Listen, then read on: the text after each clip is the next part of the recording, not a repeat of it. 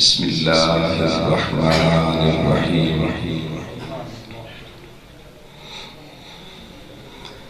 قد جاءکم من اللہ نور وکتاب مبین صدق اللہ مولانا العظیم مولاي صلی وسلم دائما ابدا على حبیبک خیر الخلق كلهم منزه عن شريك في محاسنه فجوهر الحسن فيه غير منقسم. تھوڑی سی بیس کھولنے سے آئیس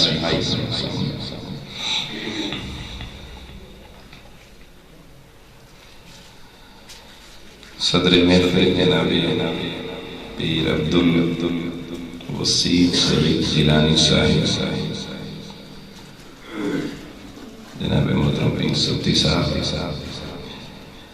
انتہائی عزت و احترام کے لائق جناب محترم راجہ عابد پرویز صاحب بانی پریس کلب پٹیالہ راولپنڈی، آج کی اس بزم کے مہمان خصوصی جناب محترم چودھری الیاس طاہر صاحب، چیئرمین یو سی دھام سیدہ، عزت و احترام کے لائق صدر مسجد کمیٹی و منتظمہ کمیٹی جناب محترم محمد بشیر راجہ صاحب،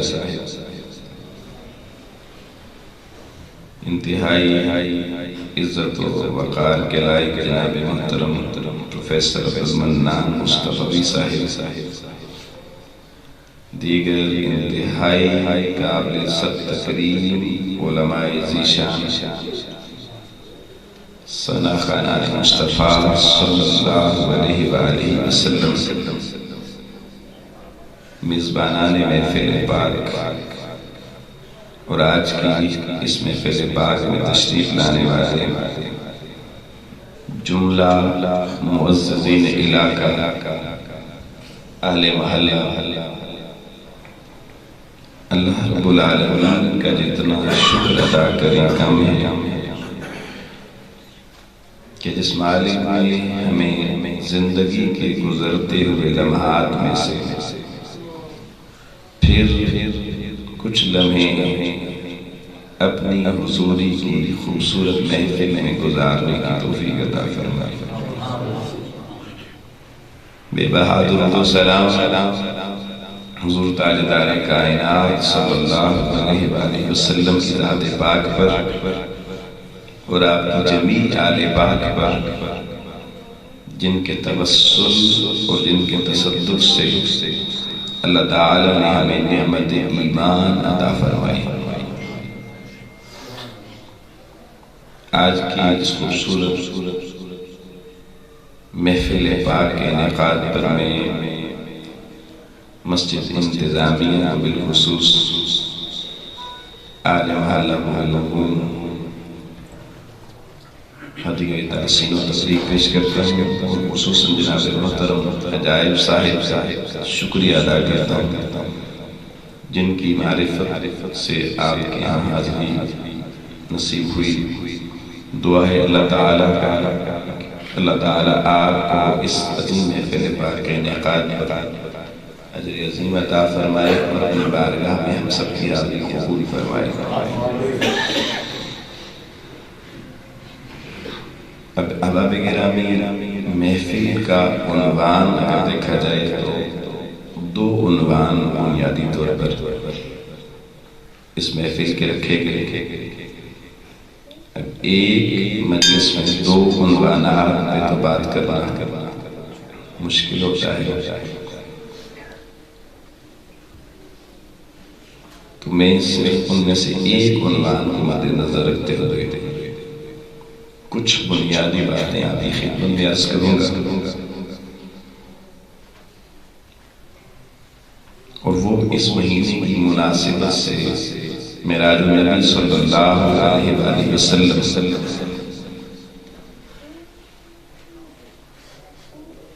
اس کے حوالے سے چند چیزیں ڈسکس کریں گے. قرآن مجید فرقان حمید ہی سورۃ المائدہ آیت 15 کا کچھ حصہ میں نے آپ کے سامنے پڑھا۔ اللہ پاک نے اس آیت مبارکہ کا بیان اہل کتاب سے شروع کیا کہ یا اہل الکتاب قد جاءکم رسولنا، اے اہل کتاب تحقیق ہم نے تمہارے درمیان اپنا رسول بھیج دیا ہے، ہمارا رسول تمہارے اندر آ گیا۔ اب اہل کتاب کے اپنے رسول بھی پہلے آئے، لیکن یہاں قرآن مجید میں اللہ تعالیٰ حضور نبی اکرم صلی اللہ علیہ وآلہ وسلم کی آمد اور آپ صلی اللہ علیہ وسلم کی بعثت کا ذکر کر رہا ہے، لیکن اللہ کے مخاطب اہل ایمان نہیں ہے، اہل کتاب یہود و نصارہ ہے، اور پروردگار یہود و نصارہ سے مخاطب ہے، یا اہل الکتاب کہہ کر خطاب کر رہا ہے اہل کتاب سے کہ ہمارا رسول معظم محبوب برحق رسول انام صلی اللہ علیہ وآلہ وسلم اب تمہارے درمیان تشریف فرما ہو چکے ہیں، اور میرے محبوب کی تشریف آوری سے کیا ہوگا، کیا ہو چکا ہے کہ یبین لکم کثیرا مما کنتم تخفون من الکتاب۔ اللہ کہتا ہے جو کتابیں میں نے تمہیں دی تھی سابق آسمانی کتب، اس میں سے کثیر تعداد میں وہ آیات ان کتابوں کی اور کثیر احکامات میرے محبوب علیہ السلام کی شان اور مقام کے حوالے سے بہت کثیر ایسا مواد ان کتابوں میں موجود تھا جو وہ اہل کتاب عالم انسانیت سے چھپا دیتے تھے، کیونکہ اس وقت عام پرنٹنگ نہیں تھی، کتابیں ایسے دکانوں پہ کثرت سے ملتی نہیں تھی جیسے قرآن مجید آج ہر جگہ مل جاتا ہے، تو کوئی ایک نسخہ ہوتا تھا کتاب کا جو وقت کا کوئی بادشاہ کوئی وڈیرا اس کے پاس محفوظ ہوتا تھا، اور وہ اس نسخے کو بھی کئی کوٹھڑیوں میں بند کر کے تالے لگا کے رکھتا تھا کہ کہیں علم عام نہ ہو جائے، تو اگر علم عام ہو گیا تو پھر میری قدر ختم ہو جائے گی۔ وہ کتاب چھپا کے رکھنا، اور جس کو اس کتاب کا حکم چاہیے اس کے پاس جانا پڑتا تھا، اس کے ناز نختے اٹھانے پڑتے تھے، پھر کوئی چھوٹی موٹی بات وہ بتا دے تو بتا دے۔ پھر ان اہل کتاب کا طریقہ یہ تھا کہ اگر کوئی دو چار معزز بندے آ جائیں تو وہ کتاب نکالنی ہی پڑ جائے، تو اس کتاب کو پڑھتے تھے نا، تو جہاں حضور رحمت للعالمین ختم الرسول صلی اللہ علیہ وآلہ وسلم کا ذکر بار آتا تھا تو وہ وہاں ہاتھ رکھ کے اس کو چھپا دیتے تھے کہ عالم انسانیت کو نبی آخر الزمان صلی اللہ علیہ وآلہ وسلم کی رفت منزلہ کا علم نہ ہو سکے۔ وہ اپنے پیغمبروں کا بیان کرتے تھے، ان کی باتیں بتاتے تھے، لیکن وہ کتابیں بھی بصراحت حضور ختم المرسلین صلی اللہ علیہ وآلہ وسلم کی ختم نبوت اور آپ کی رفت اور عظمت کے حوالے سے کھل کر پاشگاہ لفظوں میں وہ کتابیں بھی بتاتی تھی، لیکن یہ انسانیت سے چھپا کے رکھا گیا۔ یہ اللہ نے قرآن مجید کی اس آیت اہل کتاب کو مخاطب ہو کر فرمایا کہ آج تک تم نے جس میرے محبوب کی اصل شان اور مقام کو انسانیت تک بیان کرنے اور دکھانے سے گریز کیا، اب وہ محبوب آ گیا ہے کہ جس کی چمک اس کائنات میں اتنی اعلیٰ ہے کہ یبین لکم کثیرا مما کنتم تخفون من الکتاب، جو تم کتاب میں کثیر میرے محبوب کی شانوں سے متعلق باتیں چھپا کے رکھتے تھے، اب وہ خوشبو مصطفیٰ اور نور مصطفیٰ ظاہر ہو گیا ہے کہ جو وہ ساری چھپی ہوئی باتیں خود رخ روشن کی طرح بتا رہا ہے۔ اب اس محبوب کی شان کو چھپا نہیں سکتا، اب اس محبوب کی شان کو چاہے بھی تو گھٹا نہیں سکتا، اب اس محبوب کی اس نیر طابہ کی شان کو کائنات میں کوئی کسی سے چھپا نہیں سکتا، کہ جب تک محبوب سامنے عیاں نہ تھا دنیا چھپاتی رہی، اب چھپانے والے چھپ جائیں گے، محبوب خود ظاہر ہونے والے۔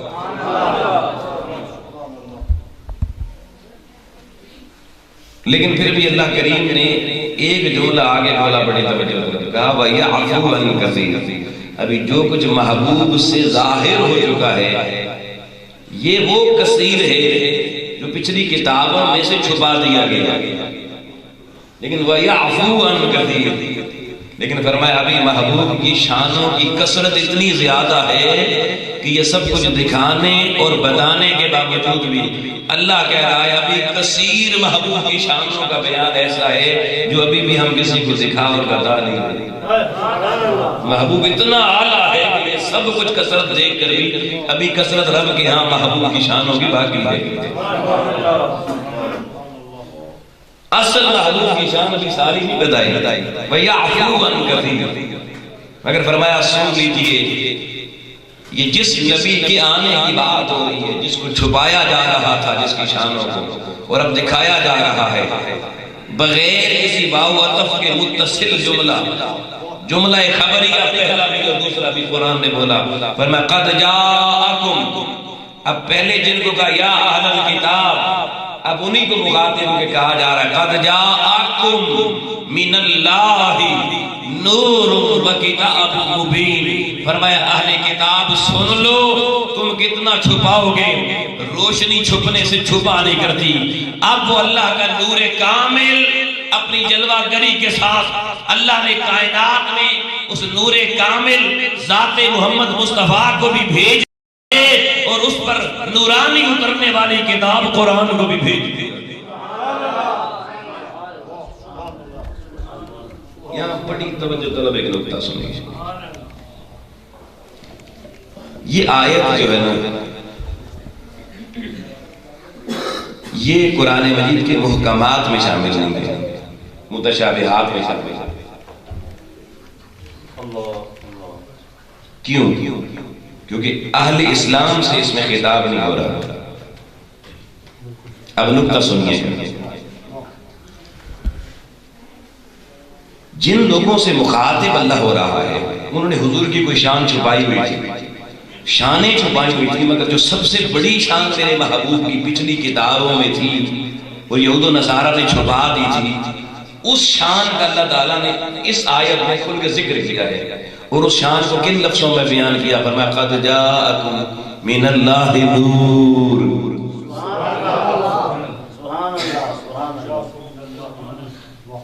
من اللہ نور، آؤ لوگوں کو پتا چل گیا امام الانبیاء علیہ السلام کی نورانیت کو عالم انسانیت سے چھپانے کے ذمہ دار کوئی اور نہیں ہے، اہل کتاب ہیں۔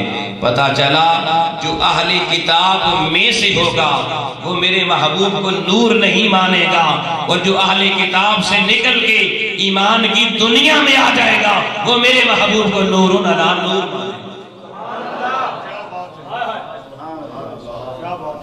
تو نور کا ٹاپک سنیے گا، نور مصطفیٰ، یہ مسئلہ اہل ایمان کا لوگوں ہے، یہ جھگڑا ایمان والوں کا سرے سے ہے ہی نہیں۔ ارے اہل ایمان حضور کی نورانیت کا انکار کبھی کر ہی نہیں سکتا۔ قرآن بتا رہا ہے کہ میرے محبوب کے نوری ہونے کا انکار کرنے والا یا صف یہود میں سے ہوگا یا صف نصارہ میں سے ہوگا۔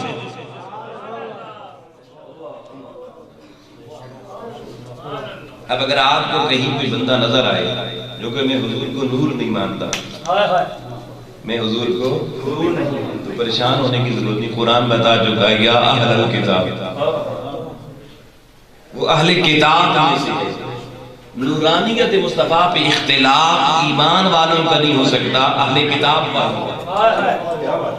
اور ہم پریشان ہیں، ہمارے مولانا احباب اس پہ مناظرے کر رہے ہیں حضور نور ہیں یا بشر۔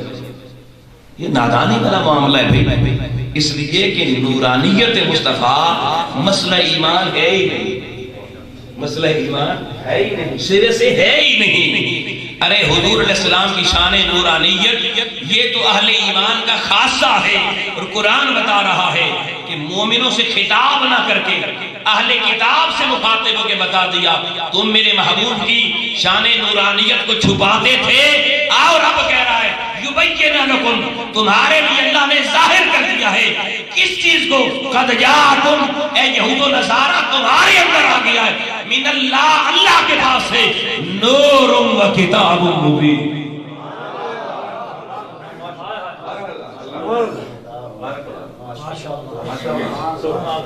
عجیب معاملے میں الجھا دیا، ہمارے لوگ ساری زندگی اس پہ لگا رہے ہیں حضور نور ہیں گے بچے۔ اس آیت کو صحیح بڑی اصل مسئلہ یہ ہے کہ ہمارے خطیب بھی اس آیت کا آخری حصہ پڑھتا ہے، قد جاءکم من اللہ نور و کتاب، پچھلا کبھی کسی نے یا ایھا الذین آمنوا کہہ کے خطاب ہی نہیں شروع کیا، تو پتہ چلا نور ایمان کا مسئلہ نہیں ہے، نور مصطفیٰ مسئلہ اہل ایمان نہیں ہے، ہمیں پریشان ہونے کی ضرورت قطعاً نہیں ہے۔ حضور علیہ السلام کا نور ہونا اہل ایمان کی صفات ایمان میں شامل ہے، اور اہل کتاب کی صفات ایمان میں ان کا مسئلہ نہیں ہے۔ تو آپ لوگوں مبارک ہو سچے سچے کھرے اہل سنت کا عقیدہ رکھنے والے مسلمان بھائیوں کو کہ ہم تو پیدائشی طور پہ حضور کو نور مانتے ہیں، ہم تو سیدہ آمنہ کی گود سے ہی نور مانتے ہیں، وہیں سے نہیں، پیچھے ہم تو جن مبارک پشتوں میں، جن مبارک پشتوں سے ہو کہ میرے محبوب گزر کے سیدہ آمنہ کی گود تک آئے، ہم تو ان ساری پشتوں میں بھی اپنے نبی کو نور مانتے ہیں۔ اور پھر حضرت جابر کی اس روایت کے مطابق کہ جہاں سے عالم خلق کی ابتدا ہوتی ہے، جب کچھ نہ تھا یا خدا تھا یا مصطفیٰ تھا، ہم تو اس وقت سے جب عالم خلق ظاہر نہ ہوا تھا تب سے بھی حریم ناز میں موجود محبوب کو تب سے بھی نور مانتے ہیں۔ نعرہ تکبیر، نعرہ رسالت، نعرہ رسالت، نعرہ حیدری۔ آؤ دوستان، یہ عالم انسانیت کے سمجھانے کے لیے حضور علیہ السلام کو نور کہا گیا، مگر حقیقت کیا ہے وہ پھر بھی نہیں بتائی گئی۔ وَيَعْفُ عَنْ كَثِيرٍ، فرمایا ہم نے کثیر پھر بھی چھپا دیا، کیونکہ ہماری عقل نور تک ادراک اور فہم جا سکتا ہے، اس سے آگے نہیں جا سکتا، مگر حقیقت کیا ہے میں اس کو بھی تھوڑا سا اشارہ سمجھا دیتا ہوں، باقی اللہ ہی جانے کون بشر ہے کون نور ہے۔ توجہ رکھنا، بڑا اہم نقطہ میں بتانے جا رہا ہوں۔ اب دیکھیے حضور علیہ السلام نے فرمایا کہ کل شیء یرجع الی اصلہ، ہر چیز جب لوٹتی ہے نا تو اپنی اصل کی طرف جاتی ہے۔ کدھر جاتی ہے؟ ہم جب مر جاتے ہیں تو فضا میں جاتے ہیں یا زیر زمین جاتے ہیں؟ بتائیں نا، جو نہیں بول رہے لگتا ہے کہیں اور جاتے ہیں۔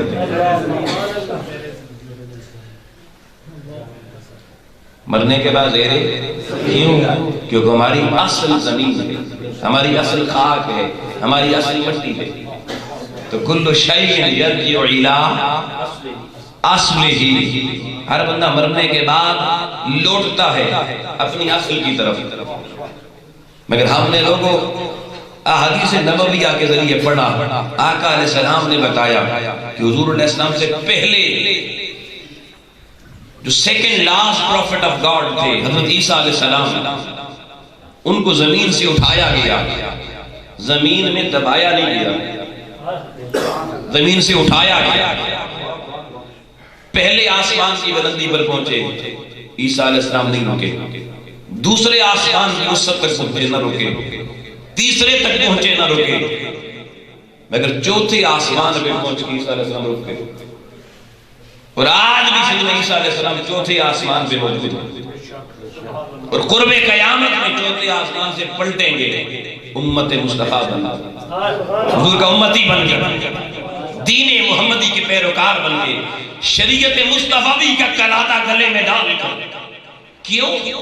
اس لیے لوگوں کہ اللہ کی انبیاء، جتنے انبیاء آئے، ہر نبی اللہ سے محبت مانگتا رہا، محبوب خدا کا تعلق مانگتا رہا۔ نبی ہو کر حضرت ابراہیم علیہ السلام نے اللہ کے حضور دعا کی، یا اللہ یہ تو تیرا محبوب ہے، میں نے تیرا کعبہ بنا دیا ہے، اب تو نے مزدوری کا کہا ہے، تو اگر دینے والے مزدوری دینا چاہتا ہے تو ابراہیم تجھ سے کوئی اور مزدوری نہیں لیتا، دینا ہے تو اپنے محبوب کو میری ذریت میں عطا فرما دے۔ اللہ سے محبوب مانگا اپنی ذریت میں، اللہ نے ابراہیم علیہ السلام کی دعا قبول کر، اس لیے آقا علیہ السلام ذریت ابراہیمی میں آ گئے۔ حضرت موسیٰ علیہ السلام اللہ کے جب اس قرب کی منزل خاص تک پہنچتے ہیں اور اللہ کے حضور مانگتے ہیں تو پتہ ہے کیا مانگا؟ حضرت موسیٰ علیہ السلام نے کہا کہ محبوب تو ابراہیم نے مانگ لیا، تو موسیٰ علیہ السلام جانتے تھے کہ محبوب کی امت بھی کنتم خیر امت، بڑی بہتر امت ہوگی، تو موسیٰ علیہ السلام کہنے لگے یا اللہ محبوب ابراہیم لے گیا، امت مجھے دے، امت مجھے دے دے۔ اللہ نے کہا سونیا موسیٰ تو کلیم اللہ ضرور ہے، مگر جس محبوب نے انتخاب امت کا کیا ہوا ہے، انتخاب مصطفیٰ بدل نہیں سکتا خدا، طاقت رکھنے کے باوجود بھی، قدرت رکھنے کے باوجود بھی۔ کیوں کہ محبوب سے محبت کا دعویٰ سچ تب ثابت ہوتا ہے کہ محبوب جس کو منتخب کر لے وہ محبوب کا ہی رہنا چاہیے۔ اور لوگوں کبھی کبھی یار اپنی تنہائیوں میں بیٹھ کے خوش ہوا کرو یار، چہرے ہمارے پتہ نہیں کیوں سکڑ گئے، ہنسنے مسکراہٹیں ہماری چلی گئی۔ اللہ کی عزت کی قسم ہم انتخاب مصطفیٰ، اب یہ پورا موضوع ہے، اس طرف نہیں جاتا، صرف یہ جملہ دے کے آگے بڑھتا ہوں کہ ہم سب انتخاب مصطفیٰ ہیں۔ امتیں بانٹی جا رہی تھی، اللہ تقسیم کر رہا تھا، اللہ خود چن چن کے نبیوں کو امتیں دے رہا تھا۔ جب میری آپ کی باری آئی، اس امت کی باری آئی، اللہ نے کہا محبوب بندے بھی حاضر ہیں، آج چننا تیرا کام ہے، امتی تیرا بنانا میرا کام ہے۔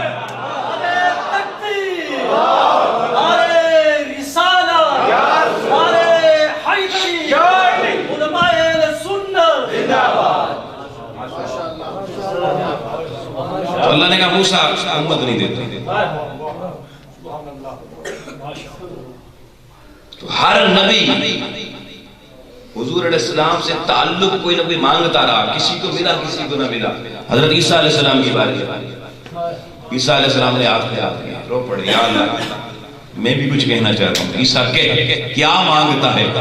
عیسیٰ علیہ السلام نے کہا محبوب ابراہیم نے مانگی تو نے دے دیا، امت موسیٰ نے مانگی تو نے نہیں دی۔ آئے ہائے، کہا مولا ایک میری بھی خواہش ہے، عیسیٰ بتا تیرا ارادہ کیا ہے؟ فرمایا نہ محبوب مانگتا ہوں نہ امت مانگتا ہوں، آ میرے رب عیسیٰ میں کرم یوں کر مجھے مصطفیٰ کا امتی بنا دے، مجھے امتی بنا دے۔ اللہ نے عیسیٰ کی ذات قبول کر، قرب قیامت میں عیسیٰ امتی بن گیا۔ سنیے گا میں بات کر رہا تھا، عیسیٰ زمین سے اٹھائے گئے، زمین کے نیچے نہیں گئے، کیوں؟ اب یہ چیپٹر بڑا لمبا ہے پر میں ایک جملے سے آگے بڑھنا چاہتا ہوں۔ ہمارا شجرہ باپ سے چلتا ہے، فلاں کی اصل اس کا باپ ہے، باپ الزبا، اگر فقہ میں پڑھے نا تو پتہ چلتا ہے کہ باپ کا مقام کیا ہے، مگر ابھی بھی اس کی ڈیٹیل بھی نہیں جاؤں گا، پھر ایک نیا مسئلہ ہے تو وہ بھی اہم، مگر میرا موضوع پیچھے رہ جائے گا۔ دوستان محترم، عیسیٰ علیہ السلام کا مجھے باپ کو کوئی بھی باپ نہیں تھا، ظاہر ماں تھی، باپ نہیں تھا۔ اب کتاب الذبح کا مسئلہ باپ سے پتہ چلتا ہے حلال ہے یا حرام ہے، باپ سے پتہ چلتا ہے نا، کبھی ماں سے پتہ چلا حلال ہے یا حرام ہے؟ حلال اور حرام کا فیصلہ باپ کرتا ہے۔ جب باپ نے حلال اور حرام کا فیصلہ کرنا ہے تو اصل اس معاملے میں باپ ٹھہرانا. اب عیسیٰ کا کوئی زمینی خاکی باپ نہ تھا. عیسیٰ کا دنیا سے جانے کا وقت آ گیا. اللہ نے کہا زمین تو اصل نہیں ہے عیسیٰ کی, تیرے اندر جا نہیں سکتا کیونکہ تو عیسیٰ کی اصل نہیں ہے. ارے چوتھے آسمان سے فرشتے نے بطن مریم نے پھونک ماری تھی کیونکہ پھونک کی اصل چوتھے آسمان سے آئی تھی. سو عیسیٰ لوگوں زمین سے اٹھا اپنی اصل چوتھے آسمان پہ جا کے رک گیا. کلو شیء یرجع الی اصلہ. مگر آؤ لوگوں, عیسیٰ چوتھے آسمان پہ اپنی اصل کو جا پہنچا. معراج کی شب آ گئی, شب معراج آ گئی. اللہ نے کہا عیسیٰ کی اصل تمہیں پتہ چل گئی, باقی انسانیت کی اصل تمہیں پتہ چل گئی. آؤ آج معراج کی شب تمہیں اصل مصطفیٰ بتاتے ہیں, اصل مصطفیٰ بتاتے ہیں. جبریل جا, میرے محبوب سوئے ہوئے ہیں خرام. محبوب کو جا کے پاؤں پہ لب رکھ کے جگا, محبوب کے آرام کا بھی خیال رکھے, اور اٹھا محبوب کو براق پہ سوار کر اور پہلے گھر سے سیدھا چشمہ زمزم پہ لے جا. چشمہ زمزم پہ لا. قیامت تک جو آپریشن کوئی نہیں کر سکتا, سرجن جبریل آج رب تجھے طاقت دے رہا ہے, وہ آپریشن کر. آقا علیہ السلام کے قلب اطہر کو جسم اطہر سے نکالا گیا, زمزم سے دھویا گیا.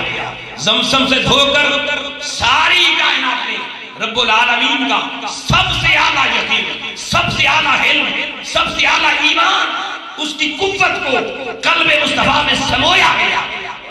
سمو کر دوبارہ قلب مصطفیٰ, قلب اطہر جسد مصطفیٰ میں لگایا گیا, براق پہ سوار کیا گیا. اور پھر پہلے براق سیدھا آسمانوں کی طرف نہیں گیا, پہلے سرزمین مدینہ بنایا. براق سرزمین. بھئی واقعہ معراج کے کل 28 راوی ہیں صحابہ میں. کتنے؟ 21 راوی وہ ہیں جنہوں نے معراج کا واقعہ بزبان حضور خود سنا. 7 میں 6 وہ ہیں جنہوں نے سن کے بتایا, 21 وہ جنہوں نے اپنے کانوں سے آقا علیہ السلام کی زبان اطہر سے خود سنا. اب وقت نہیں ہے ہر راویوں کی ڈیٹیل میں جو میں لب لباب بتا رہا. مدینہ طیبہ پہنچ کر جبریل نے بتایا, سونیا رب بتا رہا ہے اس مکے سے ہجرت کر کے تو نے یہاں اور قیامت تک یہیں رہنا ہے. پہلے مدینہ دکھایا, پھر براق چلا وہاں سے, اور اگلا مقام طور سینہ پہ لے گئے.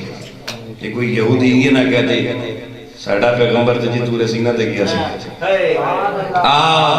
میرے محبوب سبحان اللہ اسرا, آج تیری سیر ہے, تجھے تیری ہجرت گاہ بھی دکھا دی ہے سیر کرتے ہوئے. محبوب اب تمہیں طور سینہ بھی دکھا دیتے ہیں. کوئی یہ نہ کہ کلیم بڑا اونچا تھا, طور سینہ سے میرے محبوب کا گزر ہوا. پھر کہا عیسیٰ نے تیرا امتی بن کے آنا ہے, چل کوئی بات نہیں, عیسیٰ کی جائے ولادت بیت اللحم ہے. چلتے چلتے جبریل محبوب کی سیر کا رخ موڑ بیت اللحم کی وادیوں سے گزارا, عیسیٰ علیہ السلام کی جائے ولادت سے بھی گزارا. اور چوتھا اسٹیشن لوگوں بیت المقدس کا آیا, قبلہ اول. چوتھا اسٹیشن تھا براق کا. براق پر سے آقا اترے اور اس جو مسجد اقصی, اس کے اندر ایک ہیکل سلیمانی ایک علاقہ کہلاتا ہے. یہ بیت المقدس کی تعمیر حضرت سلیمان علیہ السلام نے جو کی تھی نا, جہاں تک اس کو ہیکل سلیمانی کہتے ہیں. اس ہیکل سلیمانی میں جب میرے آقا داخل ہوئے تو لوگوں کہتے ہیں گئے ہوئے کبھی آتے نہیں ہیں. ظالم ہم تو کہتے ہیں کوئی ایسے بھی ہیں جو جاتے ہی نہیں, کچھ ایسے ہیں جو جاتے ہی نہیں ہیں. ارے ہیکل سلیمانی میں میرے کریم لجپال آقا داخل ہوئے. آدم سے لے کر عیسیٰ تک سارے انبیاء صفے بنا کے میرے محبوب کی سیر کا استقبال کرنے کے لیے کیا سوا لاکھ کو اللہ نے راستے میں کھڑا کیا، کہا نبی ہو تو تمہیں مبارک، آؤ میرے محبوب کا ذرا استقبال کرو، دنیا کو پتا چلے کسی کا استقبال کر اس کی ماں کرتی ہے، کسی کا باپ کرتا ہے، کسی کا بھائی کرتا ہے، کسی کے سسرال کرتے ہیں، کسی کی ننیال کرتے ہیں، کسی کی ددیال کرتے ہیں۔ سونے تیرا استقبال سوا لاکھ معصوم نبی کرے گا۔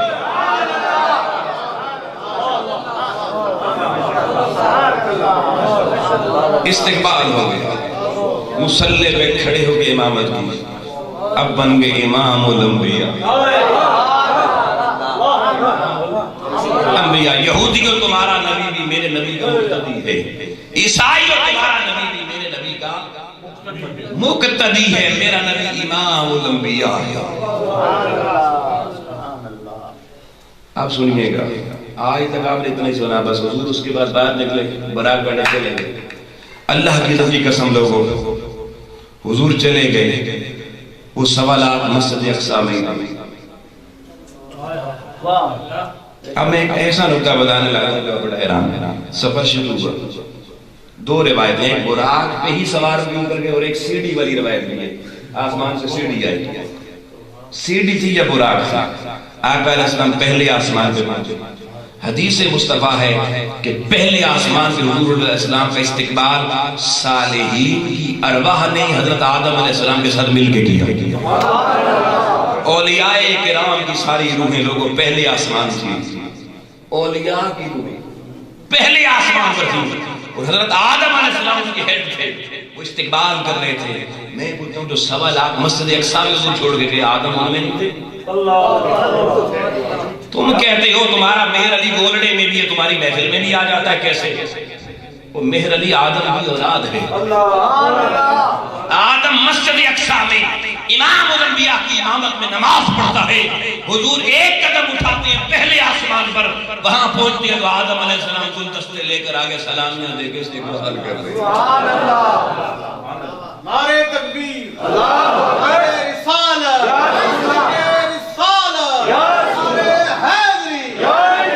پھر ساتویں آسمان تک انبیاء کے نام کے وقت نہیں آگے بڑھے، ساتویں آسمان پہ میرے محبوب پہنچے،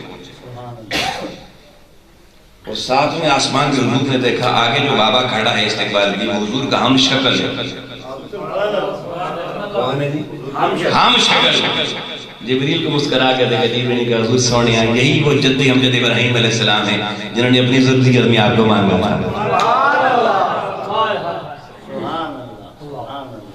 ساتویں پہ محبوب رک گئے کیا بابا جی کے پاس؟ نہیں، سلام دعا ہوئی، استقبال ہوا، محبوب کی سواری آگے بڑھ گئی۔ کیوں؟ کیونکہ اپنی اصل کی طرف لوٹنا ہے۔ کہاں جانا ہے؟ اپنی اصل کی طرف جانا ہے۔ آؤ لوگوں، سواری جا رہی ہے، سیر ہو رہی ہے، سبحان اللہ اسرا، سیر جاری ہے، سیر کرتے کرتے سواری مقام سدرہ پہ جا پہنچی۔ جب مقام سدرہ پر پہنچے تو جبریل نے کہا سونے ہوں ساڑھی اصل آ گئی، ساڑھی اصل، کوئی اپنی اصل سے ایک ذرہ آگے نہیں جا سکتا، کل شیء یرجع الی اصلہ، سونے میری اصل آ گئی ہے۔ اپنی اصل ہوتی آخری حد، حد سے باہر نکلیں تو دوسرے کی حد شروع ہو جاتی ہے، اور کوئی اپنی حد میں آنے نہیں دیتا۔ تو کہا میں آگے جاؤں گی پر جل جائیں گے، جلا دیے جائیں گے، میری حد وہی ختم ہوگی، میں اپنی اصل پہ آ گیا۔ آؤ میرے محبوب کو بشری ترازو سے تولنے والے نادان ہو، اور تم تو خاکی بنائے پھرتے ہو، دنیا میرے محبوب کے خاکے بنانے پھرتی ہے۔ ظالموں تمہیں کیا معلوم ہم کس نبی کی امت ہے کہ میرے محبوب اپنی اصل کی طرف لوٹے۔ بشریت مسجد اقصی میں تھی یا ساتویں آسمان پہ جد امجد بشریت کے حضرت ابراہیم علیہ السلام تھے، مگر آقا کی سواری سدرہ پر گئی، اور سدرہ پہ پہنچ کے بشر تو نیچے سے اوپر تک رہا ہے۔ اب نوریوں کا سردار جبریل بھی آگ جوڑ کے کہتا ہے سونیا ہماری حد بھی ختم ہو گئی ہے، آگے ہمارے لیے علاقہ غیر شروع ہو رہا ہے۔ فرمایا جبریل رک جا، جہاں تیرا علاقہ غیر ہے وہاں سے مصطفیٰ کا اپنا علاقہ شروع ہو رہا ہے۔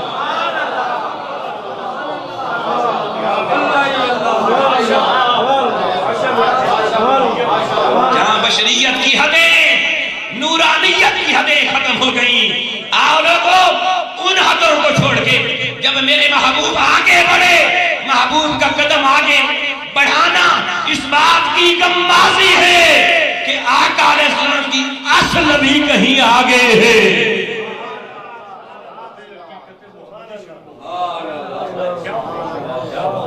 نورانیت کی شان بھی نیچے، بشریت کی شان بھی نیچے. اب وہ یعفو عن کثیر، وہ یعفو عن کثیر.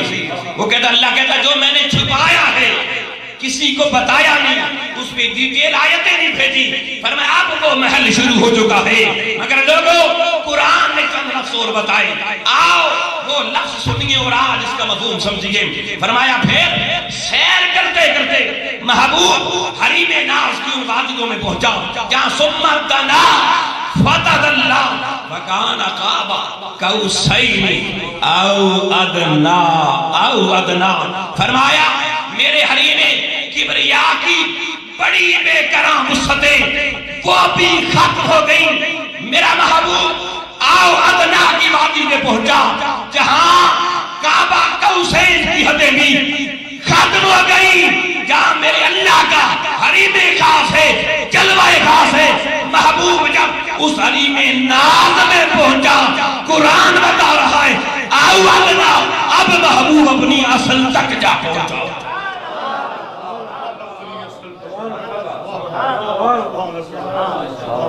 معراج مصطفیٰ نے دنیا کو بتا دیا تمہاری اصل کیا ہے، انبیاء کی اصل کیا ہے، جبریل کی اصل کیا ہے، میرے محبوب مصطفیٰ کی اصل کیا ہے. وہ بھئی اصلی سے نسلی ہوں دیکھنا. اب جو کوئی ادھر بھی اصلی ہوگا، نسلی ہوگا، اصلی ہوگا، وہ پتا چلے گا واقعی محبوب ہے. جو محبوب پہ شک کرنا شروع کر دے، اپنی اصل کا پتہ نہیں اور انگلی اٹھا رہے محبوب پر. ہائے ہائے اللہ ہی اللہ. بس پھر میں یہی کہوں میرا اس شہر بغاوت میں بسیرا ہے جہاں، میرا اس شہر بغاوت میں بسیرا ہے جہاں لوگ سجدوں میں بھی لوگوں کا برا سوچ.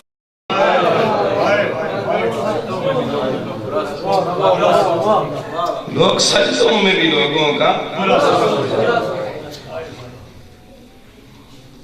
تو لوگ معراج کی شب نے مقام محبوب کا، اصل محبوب کی اس کی جھلک ہمیں دکھا دیا. اور معراج میں 15 صدیاں گزرنے لگی. افسوس ہے کوئی امتی بھی کہلائے پھر بھی سمجھ نہ آئے، پھر بھی سمجھ. مگر میں یہاں کو روکوں گا.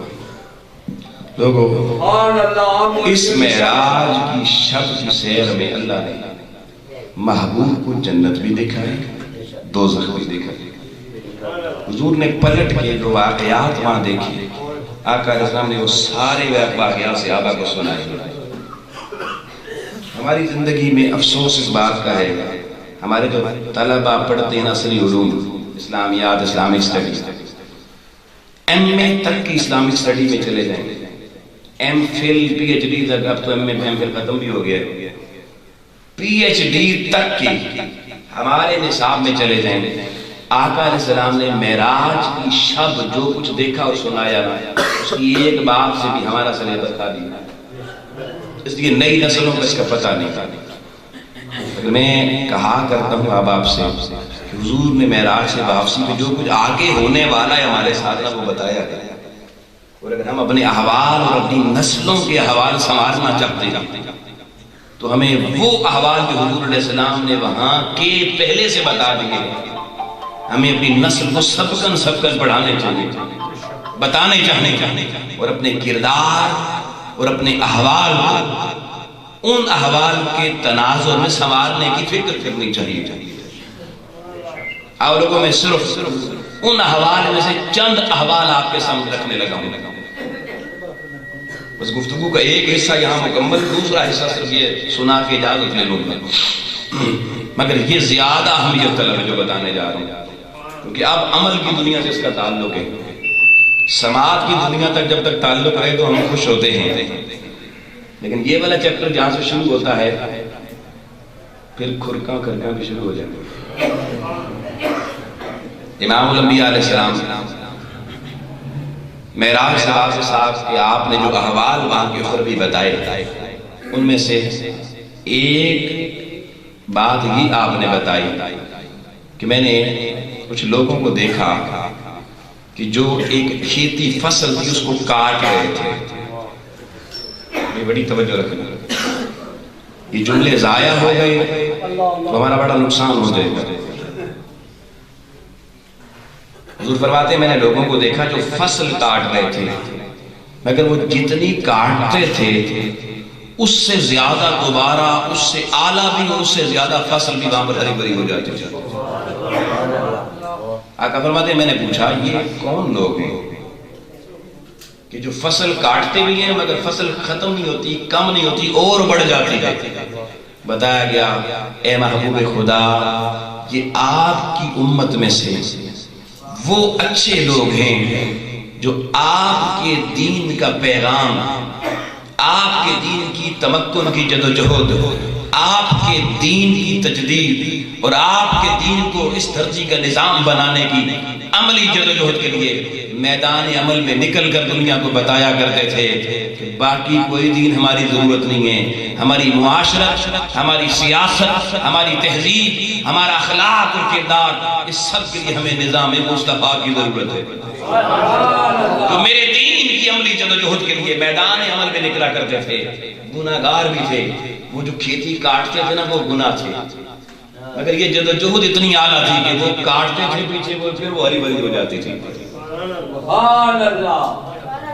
آؤ لوگوں یہاں میں ایک سوال کروں گا، جواب آپ سے میں نہیں مانگوں گا، میرا مقصد کسی کو شرمندہ کرنا نہیں ہے، لیکن گھر میں جا کر اپنے گھر کی تنہائیوں میں اپنے آپ سے بھی سوال کیجئے گا، اور کل سے اپنے دوست آپ کے حلقے میں بھی سوال کو رکھیے گا کہ ہم میں سے کتنے لوگ ایسے ہیں جو روزانہ دین مصطفیٰ کی آبیاری کے لیے، وہ جس کے لیے قرآن نے لفظ استعمال کیے انفروا خفافا وثقالا وجاہدوا فی سبیل اللہ باموالکم وانفسکم ذالکم خیر لکم ان کنتم تعلمون۔ سورہ توبہ، سورہ اللہ کی ذات کیا کہہ رہی ہے؟ بہت توجہ سے، ویسے میں اگر اس کے بغیر کی بات آپ کو کہہ دیتا تو آپ کے اندر سبحانے آ جاتا۔ نور شاہی صاحب کے مذکور سر تھا، میرا ایک بازو دے کے کٹا ہوا ہے، اس سے موجود ہے، نظر آ رہا ہے۔ آپ کہتے ہیں میری بیگم میں ناراض رہتی ہے یا بیمار رہتی ہے، میں کیا کروں دین کا کام؟ مفتی صاحب کہتے ہیں جی دیکھیں میری بینائی نہیں ہے، دیکھیں نا عذر آ جاتا، ہر شخص کوئی نہ کوئی عذر جنریٹ کر لیتا ہے، ان میں تو ہے نہ جن کی مثال میں نہیں، مگر بہت سارے ایسے جن کا عذر کوئی نہیں ہوتا وہ بھی نکال لیتے ہیں۔ وہ جی دکان ہے صبح نہ کھولیں رات تک بند رکھیں تو پھر رزق کہاں سے آئے گا، بچے کھائیں گے کہاں سے؟ نوکری والے کہے گا مجھ پہ سرکاری پابندیاں جی میں دین کا کام کیسے کر سکتا ہوں، میری نوکری جاتی۔ کسی کو نوکری بچانے کی فکر ہے، لوگوں کسی کو دکان بچانے کی فکر ہے، مگر مصطفیٰ کا دین بچانے کی فکر ہے۔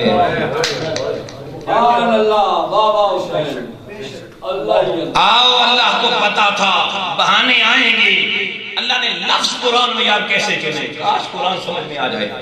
اللہ کہتا ہے انفروا، نکل پڑو میرے دین کی دعوت دینے کے لیے، لوگوں کو دینی قافلے میں شامل کرنے کے لیے نکلو۔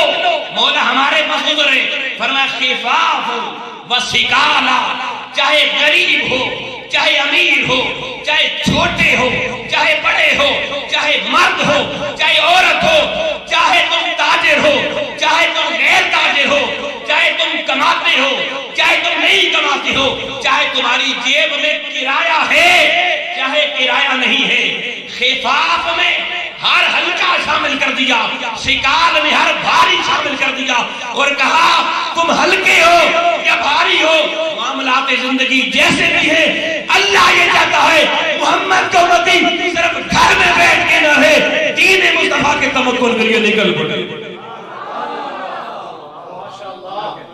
اللہ ہی اللہ. صرف یہاں پر بھی کلام نہیں کہ نکل پڑو بس ہلکے نہیں.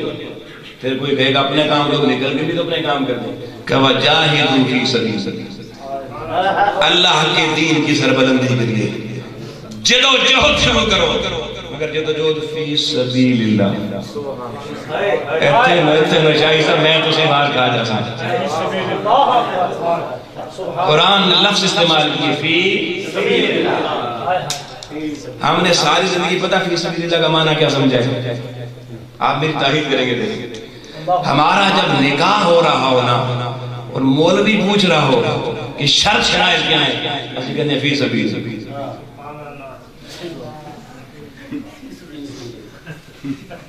علماء بیٹھے ہیں ان کی مسکراہٹیں بتا رہی ہیں کہ کیا لوگ کہتے ہیں اے فی سبیل اللہ پڑھ لو.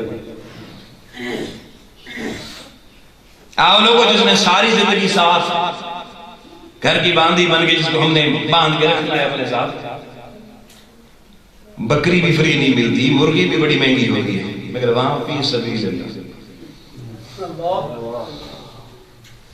اس سے ہٹ کے کوئی فی سبیل اللہ ہماری زندگی میں نہیں ہے. جہاں مفاد نظر آئے, جہاں پیسہ ملے. مجھے لوگ بہت سے کہتے ہیں جی آپ مصطفی انقلاب کی بات کرتے ہیں, دعوت دیتے ہیں, اسی تو اڑنے ٹرنے میں سے تیار آتے ہیں, سب لفظ نہیں. میں نے کہتا ہوں دعائیں, وہ کہتے چھڑیاں دعائیں. میں کہ چھڑیاں نہیں ہو گیا, اگے جاسو تو پتہ لگی چھڑیاں نہیں بہت ساری ہوتی, مگر یہاں نظر جو کچھ نہیں آتا اس لیے ہم نکلنا نہیں چاہتے, بہانے بنا لیتے ہیں. آؤ دوستو میں پھر کہہ رہا ہوں گھر میں جا کے قرآن کو پڑھنا. انفروا خفافا وثقالا وجاہدوا فی سبیل اللہ. اور فی سبیل اللہ بھی ایسے نہیں کہ لوگوں کو مانگ کے چندے لے کے صرف بِأَمْوَالِكُمْ تسی اپنے مال اپنے گھروں لا کے دین کی جدو جو دوسرے کے مال سے نہیں کرنی. حضرت جی تسی دے دیو تو سیکھا چھوڑنا نا فرمایا اپنے مال سے. اور یہ نہیں چلو مال دے دیں گے ساڑھے کو ٹائم نہیں ہے, انفسکم اپنی جان کے ساتھ دوسرے کی جان کے ساتھ نہیں کہ میرے کو بڑے بندے تو انہوں دے چھوڑتا. اللہ کہتا ہے تیرے پاس زیادہ بندے ہیں یا میں بندوں کو پیدا کرنے والا ہوں. میں رب کے پاس کس چیز کی کمی ہے؟ نادان نہ بن, رب نے تجھے بنایا, رب نے تجھے دیا ہے. رب مانگ رہا ہے دین محمد کے لیے, محبوب کی عزت کی سربلندی کے لیے مال بھی لے جان بھی لے.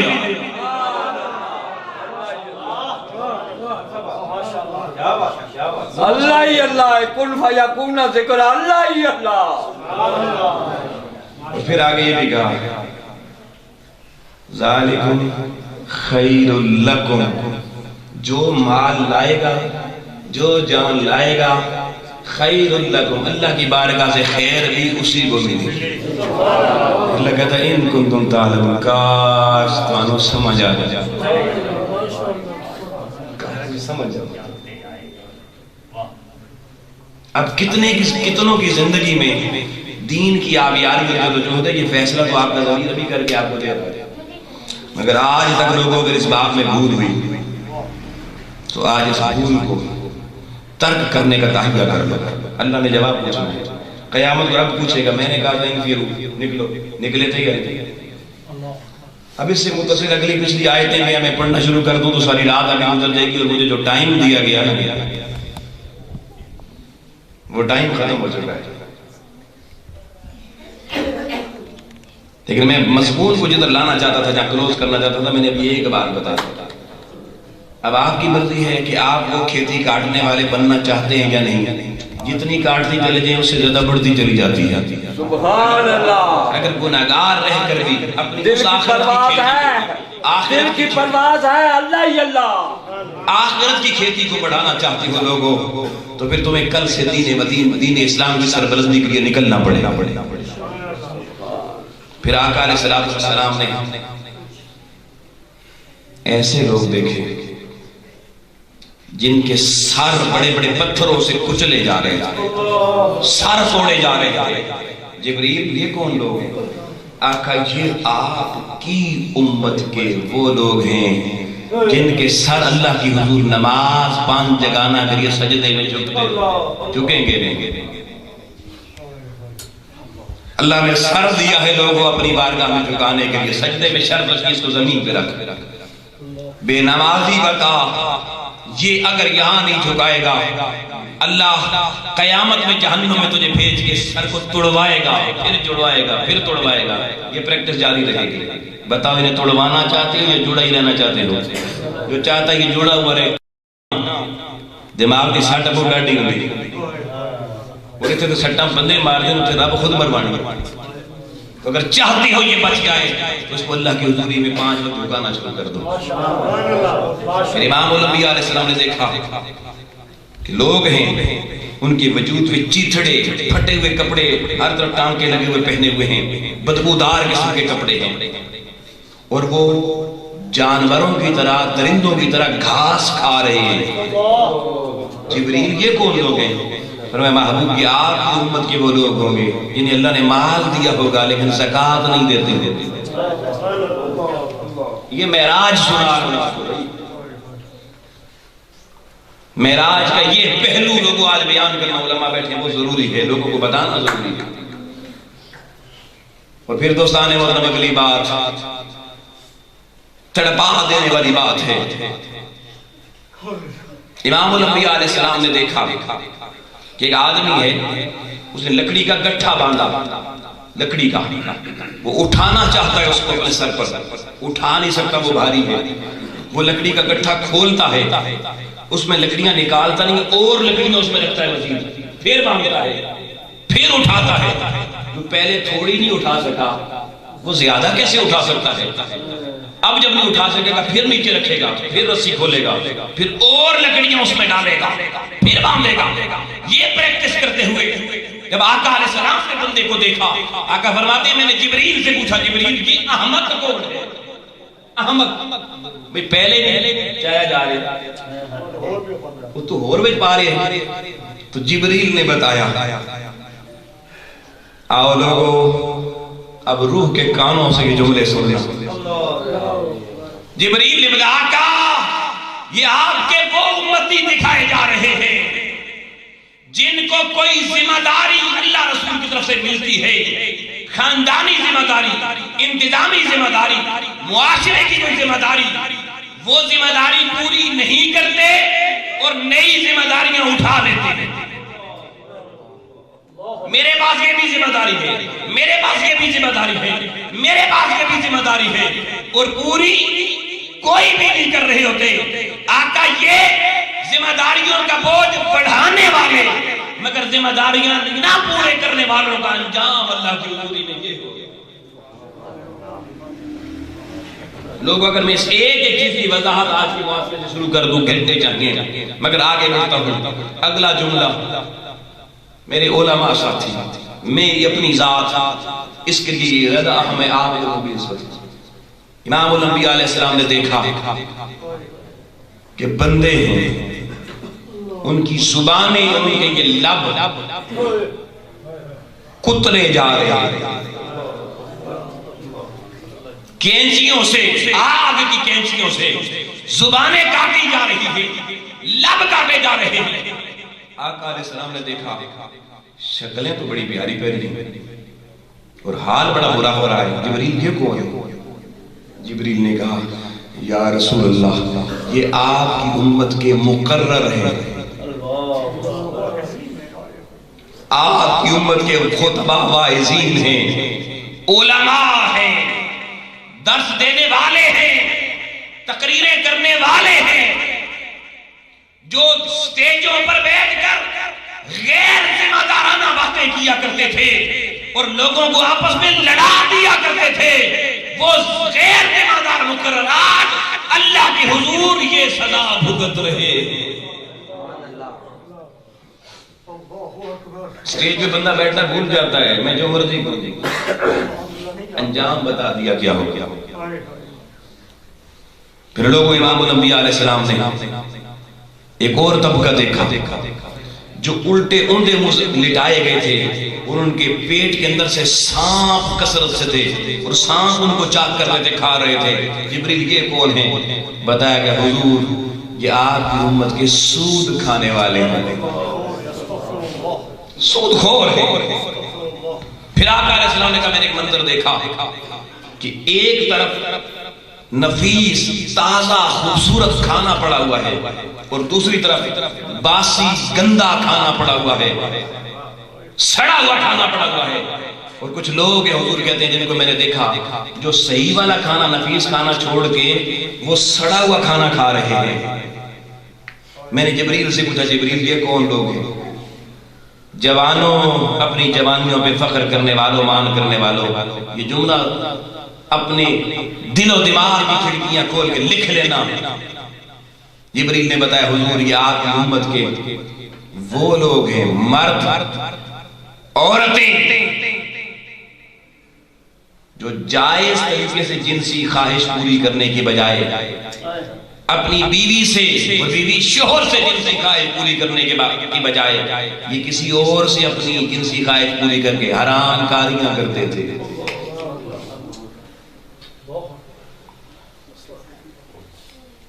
اور لوگوں پھر آقا علیہ السلام کہتے ہیں میں نے لوگ دیکھے جن کے یہ ناخن تانبے کے تھے۔ تانبا ایک ایسی چیز ہے نا جو پگھل ایک دفعہ اس کو پگھلانا بلکہ سب سے مشکل ہے، یہ سب سے ہارڈ چیز ہے۔ سکندر ذوالقرنین نے آتونی زبر الحدید لوہے کی دیوار بنائی تھی، پورے فطرہ تانبا ڈالا تھا، آج تک یاجوج ماجوج باہر نہیں نکل سکے۔ یہ تانبے کے اندر یہ چیز ہے، الیکٹرو پلیٹنگ، ملمہ کاری یہ تانبے سے ہوتی ہے۔ تو ان کے ناخن تانبے کے، اور وہ کر کیا رہے ہوں گے؟ آقا فرماتے ہیں میں نے دیکھا وہ اپنے چہرے کو اور اپنے سینے کو نوچ رہے تھے۔ میں نے پوچھا جبریل یہ کون لوگ ہیں؟ جبریل نے بتایا یا رسول اللہ یہ آپ کی امت کے چغل خور اور غیبت کرنے والے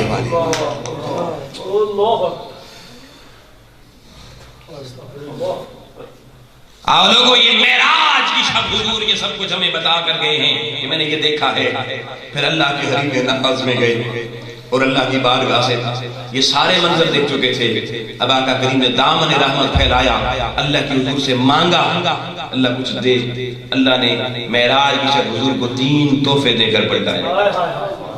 پہلا تحفہ 50 نمازیں دی۔ کتنی دی؟ 50۔ دوسرا تحفہ، پریشان ہو جاؤ گے میں نے دوسرے پہ چلا گیا، 50 نمازیں۔ پہلا تحفہ حضور نے لے لی، قبول کر۔ دوسرا تحفہ اللہ نے دیا۔ آؤ لوگوں دوسرا تحفہ سننا۔ اللہ کریم نے سورہ بقرہ کی آخری 2 آیات للہ ما فی السماوات والارض سے شروع ہوتی ہیں۔ یہ اللہ نے معراج کی شب امام الانبیاء علیہ السلام کو سورہ بقرہ کی آخری 2 آیات اس امت کو تحفے کے طور پر عطا کی۔ اور یہ چھوٹا تحفہ نہیں، اس پہ انشاءاللہ موقع ملا کبھی پورا خطاب کریں گے، ابھی صرف اتنا بتانا چاہتا ہوں۔ امام الانبیاء علیہ السلام صحیح بخاری کی حدیث نمبر 5009 ہے۔ امام الانبیاء علیہ السلام نے فرمایا جو میرا امتی رات کو سوتے وقت سورہ بقرہ کی یہ آخری 2 آیتیں پڑھ کے سوتا ہے، کفتاہو، امام الانبیاء علیہ السلام نے فرمایا اس کے لیے یہ 2 آیتیں زندگی بدلنے کے لیے، راتیں سنوارنے کے لیے کافی ہیں، کافی ہیں۔ آقا نے فرمایا جو بندہ 3 راتوں تک یہ آخری 2 آیتیں پڑھ کے سوئے گا، اس گھر کے دروازے سے کوئی جن اور شیطان داخل ہو کر اس گھر کے اندر نہیں آ سکتا۔ گھروں میں نسلیں جنات آ جاتے ہیں جی۔ مجھے وہ صحابی یاد آ رہے ہیں جنہوں نے حضرت معاذ بن جبل کو روک دیا۔ معاذ بن جبل، مجھے وہ کہانی سنا کہ جو تو نے شیطان کو قید کر دیا تھا۔ معاذ بن جبل نے کہا ہاں میں نے شیطان پکڑا تھا۔ کیسے پکڑا؟ کہ حضور علیہ السلام نے میری ڈیوٹی لگا دی، صدقات فلاں جگہ پڑے فلانے کمرے میں لوگوں کے، اے معاذ بن جبل جا، اس کی حفاظت کرنی ہے. کہتے میں ساری رات وہاں بیٹھا رہتا، دروازے بند ہوتے مگر کھجوریں کیونکہ نہیں صدقے کی. صبح دیکھتا کھجوریں کم ہو جاتی. میں نے حضور کی بارگاہ میں کہا یا رسول اللہ میں ساری رات حفاظت کے لیے ہوتا ہوں، چوکیدار بن کے رہتا ہوں، کھجوریں پھر کم ہو جاتی ہیں. آقا نے فرمایا معاذ شیطان آتا ہے، شیطان آتا ہے اور وہ آ کر وہ کھجوریں چرا کے کھا کے چلا جاتا ہے. کہتے جب مجھے یہ پتا چلا میں اب اس شیطان کو پکڑنے کے لیے اگلی رات پورا چوکس ہو کے بیٹھ گیا. کہتے چراغ بند تھا، کمرے میں اندھیرا تھا، دروازے پر بھی اندھیر نگری نظر آ رہی تھی. اچانک میں نے دیکھا شیطان آ گیا. وہ اس دروازے کی چولوں میں سے ایک بیس بدلا، دوسرا بیس بدلا، پھر اندر گھسا اور کھجوریں کھانا شروع ہو گیا. حضرت معاذ بن جبل کہتے ہیں میں نے اس کو پکڑ لیا، دبوچ لیا اور کہا اللہ کے دشمن ہمارے صدقے کھاتا ہے، صدقے کا مال کھاتا ہے. کہتے جب میں نے دبوچا نا تو وہ کہنے لگا کہ مجھے چھوڑ، مجھے میں بوڑھا بھی ہوں، کثیر العیال بھی، بچے بھی میرے بہت زیادہ ہیں، اور ہمارا یہاں پہ اس کمرے میں جہاں پہ یہ کمرہ بنو یہاں ڈیرا تھا بڑا پرانا. اور اس نے کہا میرا تعلق جنوں کے بڑے پرانے قبیلے سے ہے، ہمارا یہاں ڈیرا تھا. جب امام الانبیاء علیہ السلام شہر مکہ سے ہجرت کر کے شہر مدینہ میں آئے اللہ نے ہمارے ڈیرے اٹھوا دیے. حضور مدینے میں پہنچے سب شیطانوں کی پورے مدینے سے چھوٹے. کہتے اب ہم چھپ کے آتے، اب ہم چھپ کے آتے ہیں، بس اب میں وعدہ کرتا ہوں آئندہ نہیں کہوں گا مجھے چھوڑ دے. حضرت معاذ بن جبل کہتے ہیں میں نے چھوڑ دیا. میں صبح حضور علیہ السلام کے پاس تو نماز کے وقت پہنچا، جبریل نے اسی وقت حضور کو آ کے بتا دیا سارا واقعہ. کہتے صبح حضور نماز پڑھا چکے تو حضور علیہ السلام کہنے لگے معاذ بن جبل کدھر ہے؟ میں حاضر ہوا حضور کی بارگاہ میں. آقا نے کہا وہ قیدی کی کہانی تو سنا، قیدی کی کہانی سنا. کہتے میں نے سارا واقعہ حضور کو سنا دیا. آقا علیہ السلام نے سارا واقعہ سن کے کہا معاذ پلٹ جا، رات کو پھر جانا، وہ پھر آئے گا، تجھ سے تو وعدہ کر کے گیا مگر پھر آئے گا. کہتے حضور عالم الغیب نبی نہیں ہے، پڑھو یہ حدیثیں یاد. حضور نے کہا پھر آئے گا. معاذ بن جبل کہتے ہیں میں اگلی رات کو پھر وہاں چکن نہ ہو کے بیٹھ گیا. پھر میں نے دیکھا آدھی رات کا وقت ہوا وہ آ گیا، پھر گھسا چولوں میں سے. کہتے ہیں میں نے پھر جب اس نے کھجوریں کھانا شروع کی میں نے دبوچ لیا. میں نے کہا اللہ کے دشمن مجھے کہہ کے گیا تھا پلٹ کے نہیں آؤں گا، پھر آ گیا ہے. اس نے کہا یار چھوڑ دے، آج تجھے راز بتا دیتا ہوں کہاں ہم نہیں جاتے اور کہاں ہم پہنچ جاتے. یہ جملہ سننے والا ہے. اور وہ جنات میں سے شیطان جو صدقات کا مال کھایا کرتا تھا وہ حضرت معاذ بن جبل رضی اللہ عنہ کو بتاتا ہے. وہ کہتا ہے معاذ بن جبل جو تیرے محبوب مصطفیٰ کا امتی رات کو سورہ بقرہ کی آخری 2 آیتیں نہیں پڑھتا، ہم میں سے کوئی نہ کوئی اس کے گھر میں گھس جایا کرتا ہے. اور جو امتی سورہ بقرہ کی آخری 2 آیتیں پڑھ کے سو جاتا ہے، ہمارے لشکر کا کوئی شیطان بھی اس گھر کی چوکھٹ کے اندر نہیں جا سکتا.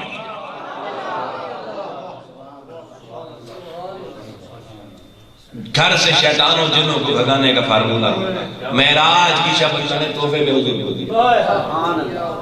اور تیسری چیز آخری چیز آقا علیہ السلام نے کہا اللہ تعالیٰ نے مجھے سب کچھ دکھا کر پھر خوشخبری سنا. فرمایا محبوب تیری امت میں سے بتا دینا مشرک کو معاف نہیں کروں گا، باقی جس طرح کا گناہ گار ہوگا سونے اگر تیرے ساتھ لگ گیا تو چھوڑ دے،